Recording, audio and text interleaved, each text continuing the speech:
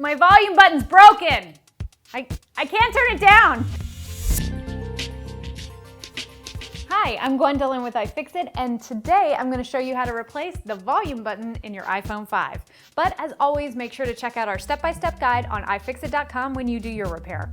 For this repair, you're going to need one of our iPhone 4 PENTALOBE screwdrivers, which conveniently works for the iPhone 5, a Phillips 00 screwdriver, a small flathead screwdriver, a SIM ejector tool, or a paper clip if you don't have one handy, a set of plastic opening tools, a small suction cup, and a spudger. If you don't have any of these tools, I would recommend grabbing one of our Pro Tech Toolkits. It has all the tools you'll need for this repair and many others. And while you can do this repair without it, I strongly recommend using one of our magnetic mats. It's not listed as one of the required tools for this repair, but I don't know how I'd live without it. The iPhone 5 has a ton of really small screws, and using the mat will not only keep them all in one place, but you can organize them. I like to write what step I took the piece or screw out on, but you can make whatever doodles help. Okay, so now that I have all my parts and tools together, I'm gonna get started. And as always, make sure your phone is off and completely disconnected from any power source. Check and check. Now we can remove the two PENTALOBE screws down by the lightning connector.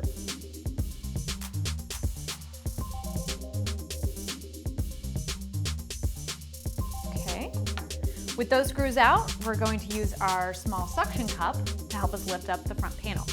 You're going to want to place this right above the home button. And once you've got it on there nice and tight, gently pull up to separate the front panel of the rear case. I personally found this to be the most difficult part of the repair. There's several clips around the display holding it in place, and they really work. You may have to use more force than you would think, but you only need to open it enough to get the plastic opening tool in. Once you get the tool in there, you're going to want to gently pry the front panel away from the rear case. Start at the bottom and work your way up the sides.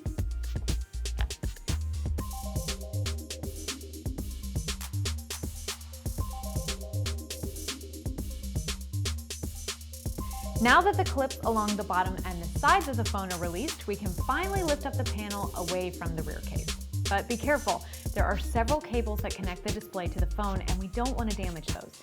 You don't want to lift the display more than about 90 degrees from the rear case. Next up, we need to remove the three Phillips screws holding the cable bracket in place, and then using our trusty plastic opening tool, disconnect the three cables connecting the display assembly to the logic boards.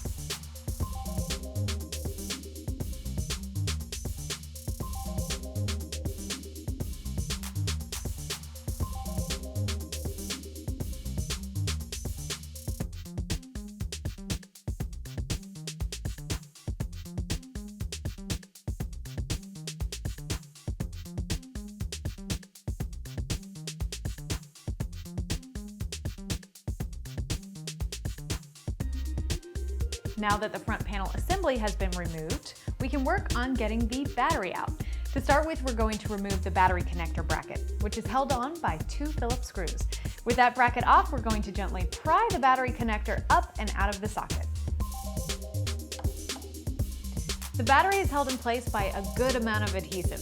So to free it, you're going to use your opening tool to gently pry it out of the rear case. Take your time and be careful. You don't want to deform or puncture the battery. When prying up the battery, it's essential that you only pry from these three locations. Make sure you especially avoid the area around the pull tab, as there are sensitive chips that can be easily damaged by the prying tool.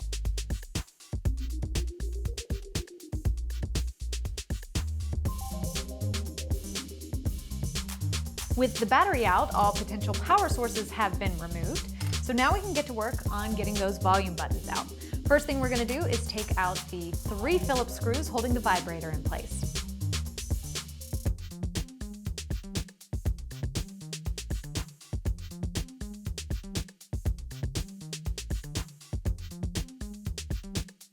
The volume button is held in place by a total of 3 screws, and once you've removed those, you can use the spudger to pry the volume button away from the rear case.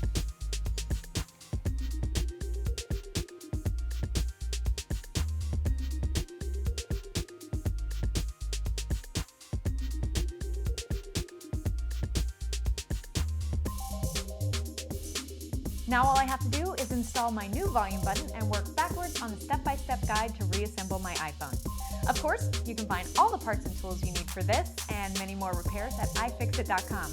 And let us know how it goes. We love to hear your repair success stories. Don't forget to subscribe to our YouTube channel to stay up to date on all the latest teardown and repair videos, and follow us on Twitter at iFixit, and give us a like on Facebook at facebook.com/iFixit.